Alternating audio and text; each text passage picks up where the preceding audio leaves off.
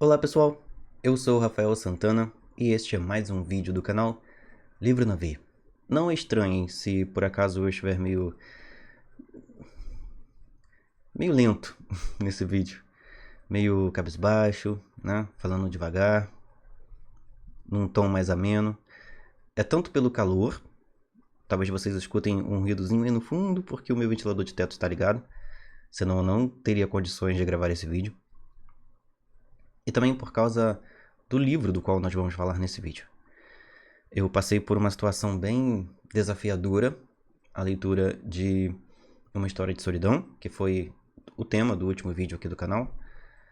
E nesses últimos dias, eu terminei a leitura de O Reformatório Níquel. Eu queria entender como que um livro tão curtinho, ele tem 230 e poucas páginas, como um livro tão curto pode causar tanto estrago no emocional de um leitor. Porque foi o que esse livro fez comigo. Pensei em pegar Uma Vida Pequena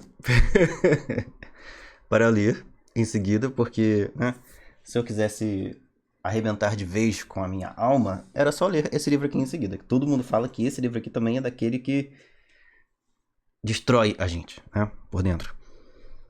Mas não, eu não farei isso. Em vez de pegar uma outra leitura também pesada, peguei um livrinho infanto-juvenil, que foi esse daqui. Eu vou comentar em um outro vídeo sobre ele, tá? Mas já terminei a leitura porque ele também é bem curtinho. E isso daqui, que eu achei que seria um respiro depois de duas leituras bem difíceis, isso daqui também me devastou, eu quase chorei. Com 2 parágrafos desse livro. E é infantil, tá, gente? Mas vamos lá, né? Tô até com medo do que vou encontrar em Matéria Escura, que é a próxima leitura que eu já separei, tá? Para ser o próximo livro que lerei e comentarei aqui no canal. Já até dei uma olhadinha nas primeiras páginas. Mas vamos ao que importa nesse vídeo, que é O Reformatório Níquel.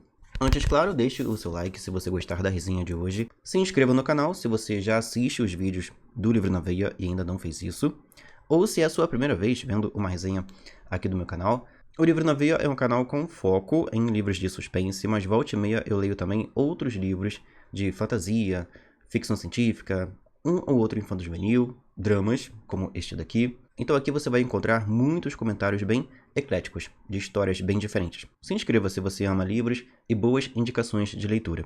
Mas eu não me guio por hype para trazer conteúdo para vocês, tá? Aqui vocês vão ver livros que quase ninguém comenta, livros que já são de uma época um pouco mais distante, né, de alguns anos atrás, livros mais atuais também, porque histórias são eternas.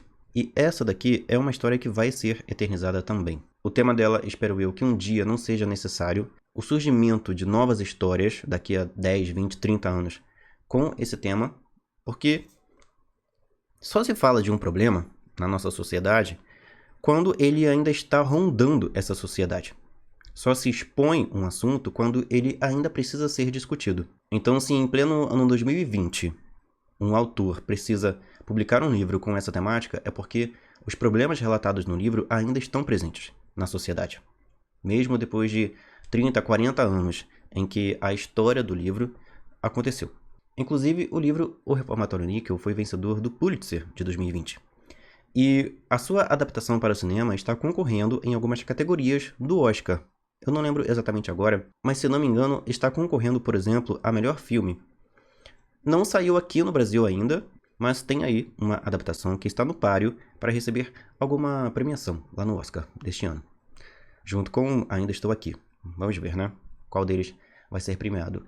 Confesso que estou torcendo também por O Reformatório Níquel, porque essa história aqui também é muito importante ser trazida à tona para as pessoas. Nesse livro nós vamos acompanhar a trajetória de vida de um garoto, um menino chamado Elwood Kurtz. Aos 13 anos, ele estava no ápice da sua vida de pré-adolescente, já traçando vários planos, vários desejos para o futuro. Porém, ele vive em uma sociedade terrível para meninos negros. Vive em uma época em que a segregação racial era algo comum, algo incentivado na sociedade americana.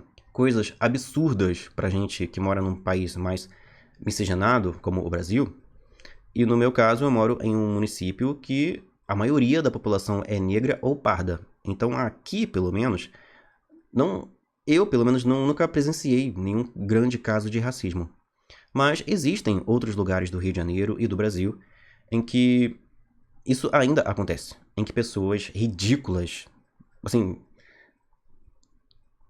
eu não quero nem trazer muitos adjetivos aqui, mas pessoas que esquecem que vão queimar no inferno praticando o que praticam depois da morte e que quando morrerem vão virar alimento de verme como qualquer outro ser humano, outro ser vivo. Pessoas que acham que só por causa de uma condição financeira melhor, ou uma aparência física melhor, ou um trabalho melhor, uma casa melhor, um carro melhor, uma cor de pele mais aceitável, tem o direito de pisar nos outros, de destratar as outras pessoas. Pessoas assim ainda existem, infelizmente, e existiram aos montes, aos milhões, nos Estados Unidos na época em que essa história se passa, ali nos anos 50, 60, 70. Coisas, assim, surreais, que dá vontade de literalmente socar uma pessoa que fez o que a sociedade americana fez e se sentiu no direito de fazer isso, se sentiu bem fazendo isso. Por exemplo, pessoas negras não poderiam frequentar os mesmos banheiros públicos que pessoas brancas. Pessoas negras não poderiam entrar nos mesmos ônibus que pessoas brancas. Pessoas negras não poderiam comer nos mesmos restaurantes que pessoas brancas. São coisas assim que dá vontade de...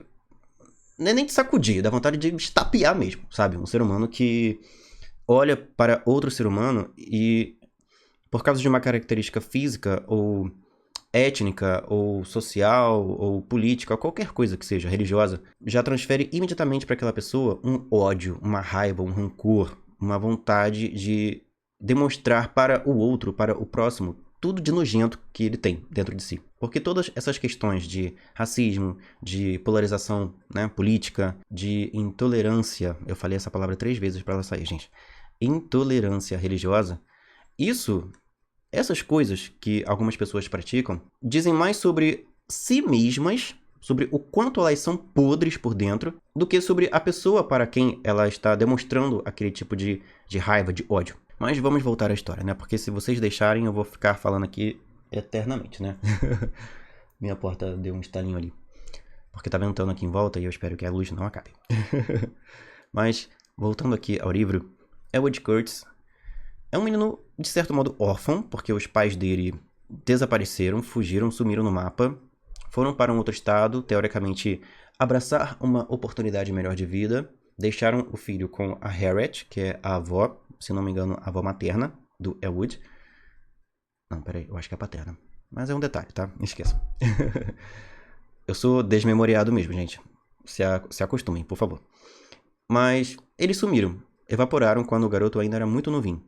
E ele então foi criado por essa avó, a Harriet, uma mulher que é extremamente forte, né? Tendo que criar um neto sozinha, numa sociedade desprezível, como foi a sociedade americana, né? Na época em que a segregação racial era algo normalizado. Essa mulher, a Harriet, sozinha, criou esse neto.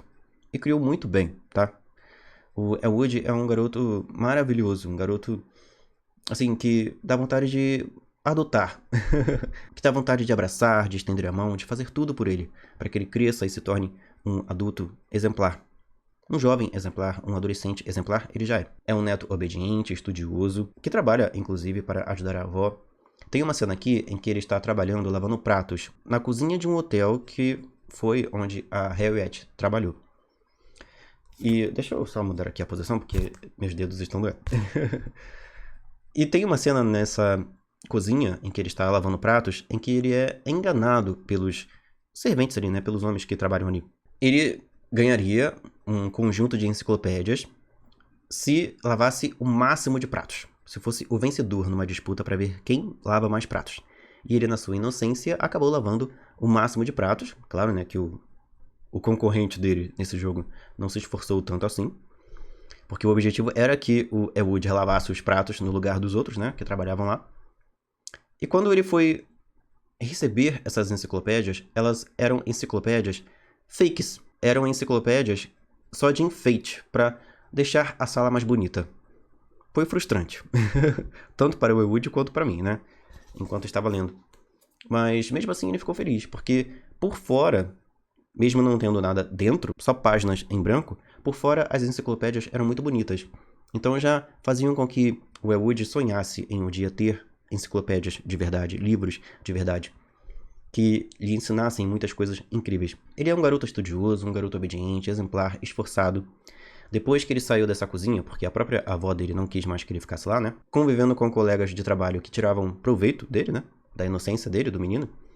Ele conseguiu um trabalho em uma tabacaria de um senhor italiano que mora ali, na Flórida. Ele trabalhava ali mais ou menos como o Chris, lá em Todo Mundo Odeia o Chris, fazendo pequenos serviços, pequenas tarefas naquela loja para esse senhor italiano.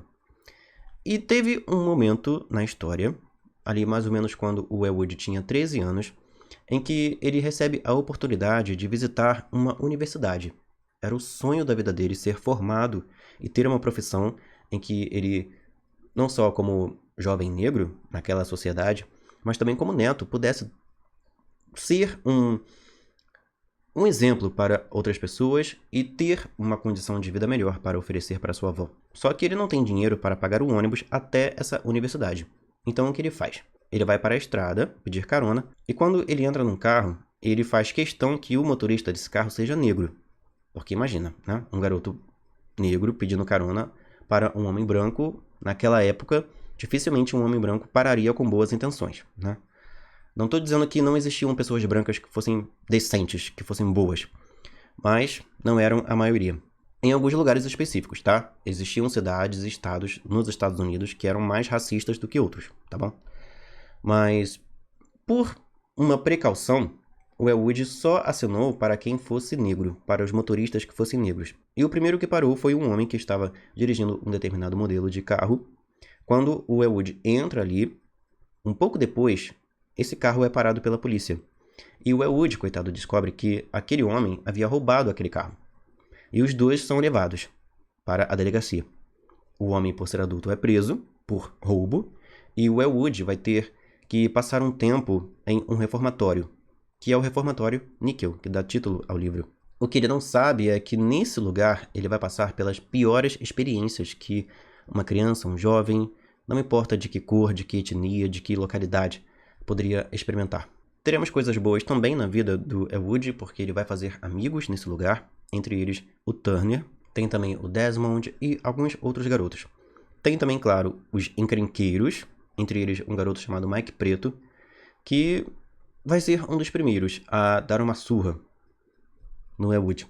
E lá no Reformatório Níquel há um homem que é uma espécie de inspetor ali dentro, chamado Spencer, que é um dos personagens mais desprezíveis, assim. Eu já senti isso lendo alguns outros personagens, mas lendo as cenas em que o Spencer aparece nesse livro, me deu muita vontade de esganar ele. E de devolver a ele tudo que ele fez com o Elwood e outros garotos aqui. É coisa pesada mesmo, tá, gente? É coisa de muita violência, de muito abuso. E é claro que dentro do Níquel também tem segregação. Um lado da escola é só de meninos brancos e o outro lado é só de meninos negros. E durante o livro fica explícito que os meninos negros recebem muito mais tarefas, porque eles não ficam ali só passando o tempo, eles precisam fazer várias atividades, várias coisas, trabalhos.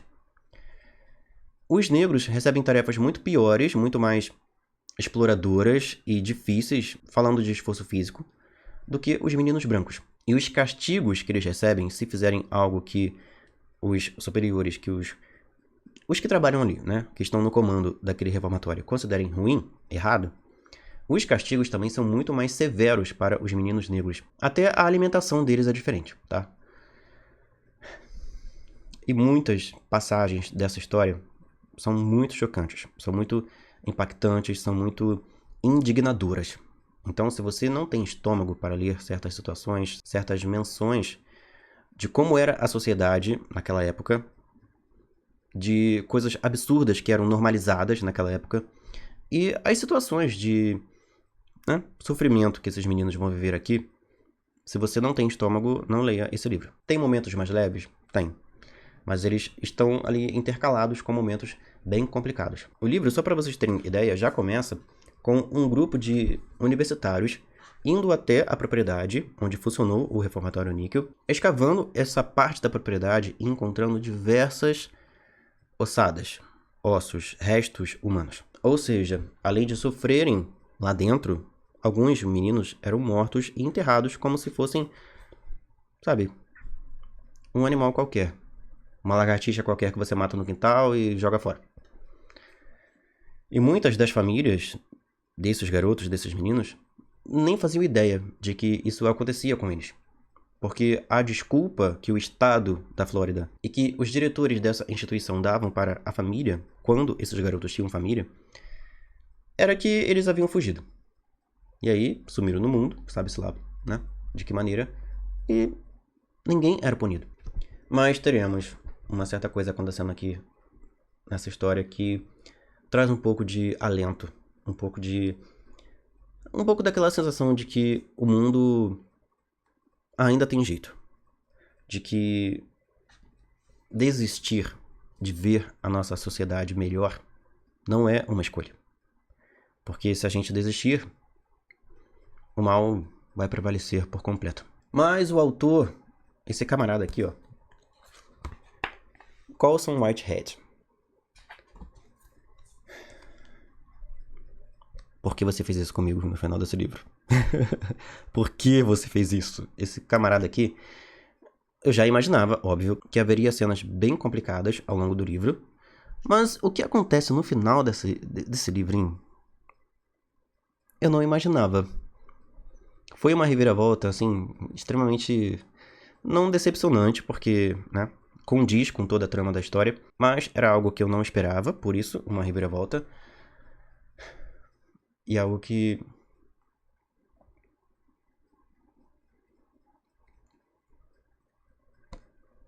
não tem nem o que dizer sobre o final desse livro. Na verdade, eu teria o que dizer, mas eu não tenho estrutura para dizer. E pensar que muitas pessoas passaram pelo que os garotos dessa história, né? E o Elwood, principalmente, que é o protagonista. Muitas pessoas viveram isso na vida real, porque o reformatório níquel é inspirado em um reformatório real, lá da Flórida, que, segundo muitas reportagens, documentários, foi um reformatório onde muitos garotos foram extremamente, assim, sofreram violências terríveis.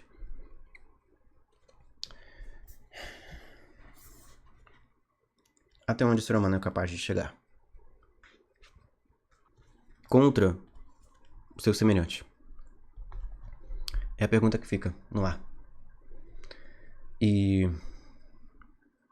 por mais difícil que seja a luta que há à frente, não desista. Não aceite a derrota antes de fazer tudo o que está nas suas mãos. São as mensagens que esse livro traz pra gente, né? Que faz com que a gente reflita a respeito do quanto a nossa sociedade pode ser cruel com os próprios membros dessa sociedade e que desistir nunca é uma opção, por mais difícil que seja a luta. Então é isso, minha gente. Se você tem um emocional mais forte e se essa questão da segregação racial, essa questão das minorias, do movimento negro e de tudo mais, né? Da melhoria que a sociedade deve sofrer ainda. Ainda tem muitos casos de pessoas que são discriminadas por simplesmente serem negras ou serem pardas ou, sei lá, não estarem de acordo com o que uma outra pessoa com mais poder social, aquisitivo e etc. acha, né? Não acho que você se veste o suficiente, bem o suficiente, então não vou te contratar. Não acho que seu cabelo é bonito o suficiente ou que sua pele, né? Então não quero você aqui. Tem gente, ainda tem gente assim. Por aí. Mas é isso, gente. Eu não vou me estender além do que eu devo, porque senão esse vídeo e a minha estrutura também não sei até onde pode chegar.